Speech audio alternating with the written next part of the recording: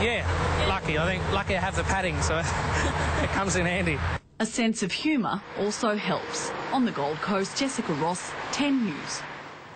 Litigation experts say they're close to suing the Queensland Government in Australia's biggest class action.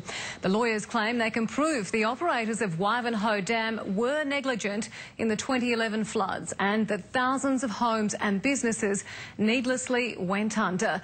Lexi Hamilton-Smith has been following the story, and Lexi, we're hearing this could be $1 billion lawsuit. It certainly could, Georgie. Initially, they were talking about a $500 million compensation claim, but now the lawyers have this new modelling. They say they can prove that 60, maybe 70% of properties went under when they should have remained dry. So they're urging victims, many more victims, to now come forward and join this class action because they're very, very confident of a win. It cost $1 million to crunch the numbers. American flood experts identifying the thousands of properties that should have remained dry. There's thousands. There were 29,000 homes and businesses flooded, and there's a very large number that didn't need to be.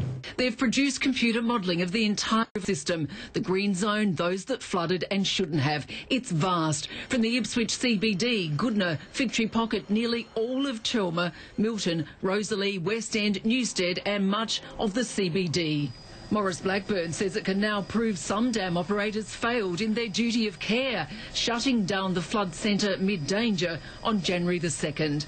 They closed the gates and presumably went home.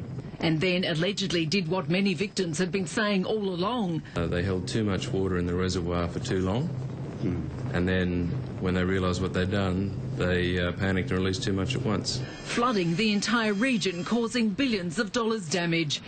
There's not much we can do about that now except be reimbursed for, all the heartache. Victims today say they now have some hope.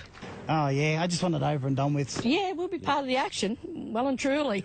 Ipswich councillor Paul Tully stunned by the claim that so much of his region could have been saved.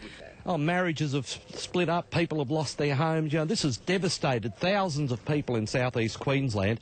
Properties in the orange zone had 6 inches or more of water. Its owners can also sue. We would not be here today if we didn't think that we could win a case. It's understood the government has access to just over $1 billion in funds for any payouts. The lawyers are willing to talk. They're a law firm. They're going to push the case hard for their clients.